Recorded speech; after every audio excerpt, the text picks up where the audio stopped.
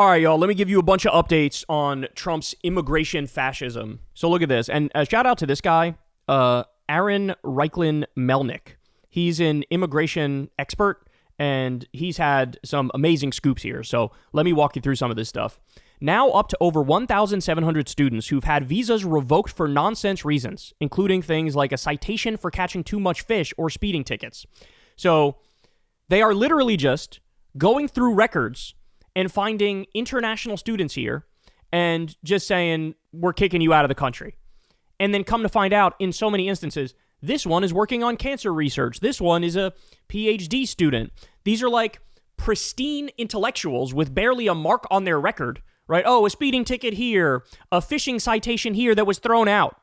The Trump administration is just going through the records with a fine-tooth comb and going, I'm just going to axe thousands of international students. Now, again, I keep pointing this out to you guys. This is what's called brain drain.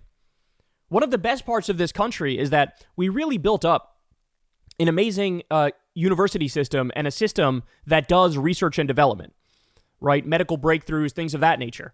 And now, in one fell swoop, they are destroying all of it. I mean, you guys have seen the numbers of international tourism and how that has absolutely fallen off a cliff. Well, the other thing is they're kicking out all the intellectual international students. And so the result of that is going to be what? Nobody's going to want to come to the U.S. Nobody's going to want to study in the U.S. anymore. And so, like, in effect, the best and the brightest are now saying, not the U.S., not ever. And the Trump regime is looking at them and saying, we don't even want you here.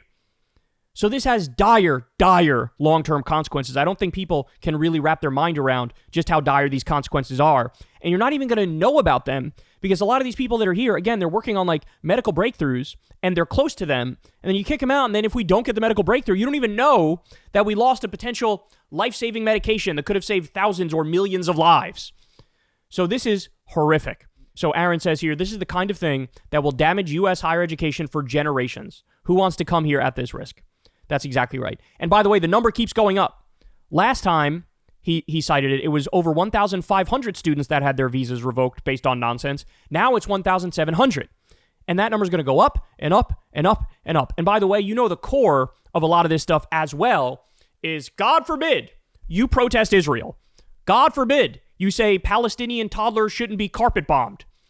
Then you're out of here pronto, dog. So this is real horrific stuff. All right, I got more for you. So there are as many as 31 people sent to be imprisoned without a trial in El Salvador by the United States government that we don't even know the names of. This is the definition of a disappearance. Neither El Salvador or the United States will say who they're imprisoning. So in total, we have about 288 people that are in El Salvador. We only know 257 of their names. And basically, massive shout out to the media on this front, because the media did all the digging, did all the groundwork, got all the information. It's not like the regime is being forthright with all this stuff. No, they're trying to hide most of it. And so 31 people that are there, we don't even know who they are. We don't know who they are. By the way, the ones that we do know, two different reports. One report said 75% of them have no criminal record whatsoever. And then there was another report that said, actually, it's 90% of them that have no criminal record whatsoever. And then beyond that, of the ones who do have criminal records, most of them, it's non-violent. Guys, these are not deportations. You need to start calling them over and over again kidnappings and human traffickings, because that's what they are. And also, they're being sent not to a prison, they're being sent to a concentration camp. Because if you have a prison that is outside the law, it is extrajudicial.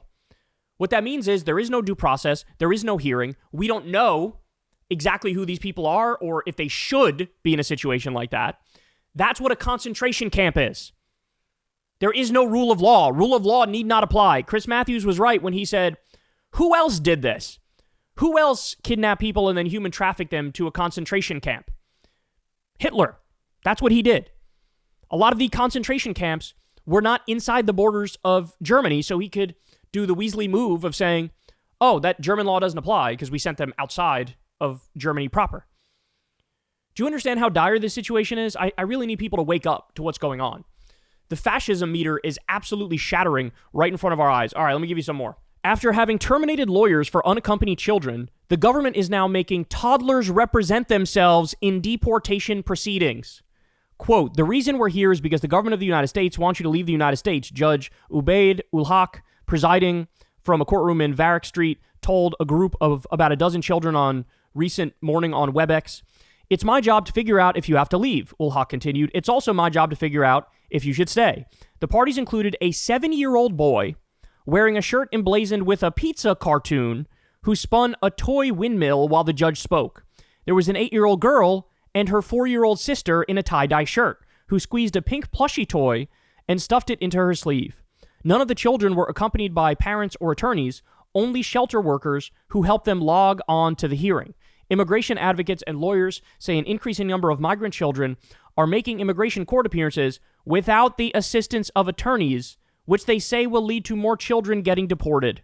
The government saying to them, you're on your own. You got to try to take care of this yourself. Well, obviously they're not capable of doing that. Nobody is spared. Do you remember when the Trump regime sent a plane to El Salvador full of women? And by the way, of course, no criminal record, etc., etc. And even Bukele, a dictator, goes, this wasn't part of the deal. I'm not accepting women. Turn that back around. What are we doing? What in God's name are we doing here? Oh my God. I got more. I got to give you an update on Mahmoud Khalil. Absolutely vile and unjustifiable, preventing a man from being there for the birth of his child for nothing other than his criticism of Israel. Land of the free my ass. So it's been widely reported now that Mahmoud Khalil's wife gave birth, and ICE barred him from being there. Like, the request was submitted, they looked at it, and it was denied in less than an hour. What he wanted was what's called a furlough, which is, let me go see the birth of my child, let me kiss my baby and my wife, and then you guys could take me back into custody, even though you're already doing everything illegally. And they looked at it and said, nah, fuck off. So understand what happened here. A man whose only crime was partaking in protest against Israel, he is now indefinitely locked up, probably going to be deported unless a higher court overturns the lower court's ruling, and he had to miss the birth of his child. By the way, just so we're clear, all the reporting on Mahmoud Khalil is just very simple. Here's a guy who everybody trusted, from the higher-ups at the university to the protesters themselves, and he was like a mediator during the negotiations. Here's a guy who has a track record of working with Jewish students towards the same goal of ending the genocide in Gaza, right? He was an ally. But how do they smear him? Oh, they say he's a Hamas supporter and he's anti-Semitic. That's completely and utterly made up. In fact, the government admitted, too, we're not even accusing him of a crime. He's still locked up. And he was prevented from seeing the birth of his child. Again, all for the non-crime, the fake crime of you criticized Israel and we don't allow that in this country. Jesus Christ, man. My God. What are we talking about here? Listen to this. Kilmar Abrego Garcia's wife has to deal with the nightmare of knowing she may never see her husband again. And now she's had to move her 3 kids, 2 with special needs, to a safe house because the U.S. government published her address. So the Trump regime doxed Kilmar Abrego Garcia's wife. And either she's getting threats or she's terrified that somebody will come to her place or somebody already came to her place. And so now she has to move with 3 kids and 2 of them have special needs. Jesus Christ. By the way, just so you understand, the far right is still, day in and day out, referring to this man as an MS-13 gang member. They keep saying that over and over and over and over. Now, understand, they are well aware that they are lying through their teeth, because it doesn't even take a deep dive. It just takes a face value dive to understand the evidence that's used to say he's MS-13 is preposterous. He was wearing Bulls attire one day. They use that to say he's in MS-13. I'm not kidding. They lied about the tattoos on his fingers. They literally wrote MS-13 in, superimposed it on the picture, altered the picture, and Trump held it up. They weren't MS-13 gang tattoos. That was made up. It doesn't say MS-13 on his knuckles like the right-wing idiots think it does. The other thing is he was at Home Depot trying to get some work, and he was with other immigrants. Cops came and questioned them separately and said, if you give me dirt on one of the other guys, then I'll let you go. And so one of them pointed at Kilmar and said, oh, he's in a gang. And then the cop inquired further, and he's like, yeah, from New York. Come to find out, Kilmar Abrigo Garcia has never fucking lived in New York. Obviously, that immigrant was just trying to get away scot-free, and if he felt like he had to throw somebody else under the bus, he did. So, Bull's attire, and somebody who didn't even know Kilmar lied and said he was a gang member in New York when he hasn't even been to fucking New York. And this is what the right uses to keep saying over and over and over and over and over, that he's an MS-13 gang member. I mean, this is beyond absurd. You know how many criminal convictions Kilmar Abrigo Garcia has? Zero. All right, I also got to give you this one, y'all. ICE abducted a man with a learning disability leaving a hospital after a medical emergency asking for help. They didn't care that he was a U.S. citizen. They just lied and said he wasn't. We're now getting story after story after story of U.S. citizens going through hell. We discussed one the other day. A U.S. citizen was arrested and held in ICE confinement for 10 days. Another one was arrested, and the mom showed up at court and was waving around the birth certificate and the social security card, and the judge goes, there's nothing I could do to reverse this, and he was still held in captivity. He was eventually released, but he had to go through hell before he was released. Now, understand something. These people are Trump's Gestapo. That's what they are. They are in no way, shape, or form acting in accordance with the law. They're not. They don't care about the law. They are paid thugs. They are looking for trouble. And they're not going to stop. They have been completely and utterly emboldened. And obviously, it's not like, oh, the Trump regime sees that this one is arresting American citizens or this one is getting people without a criminal record. They're not going, I have to fire them because of what they did. No, this is all greenlit, bro. This is all greenlit. They genuinely and sincerely don't give a fuck who they get and who they ship out and who they hurt. And in fact, as everybody knows, Trump is bragging about, I want to send the homegrowns to El Salvador, the homegrowns.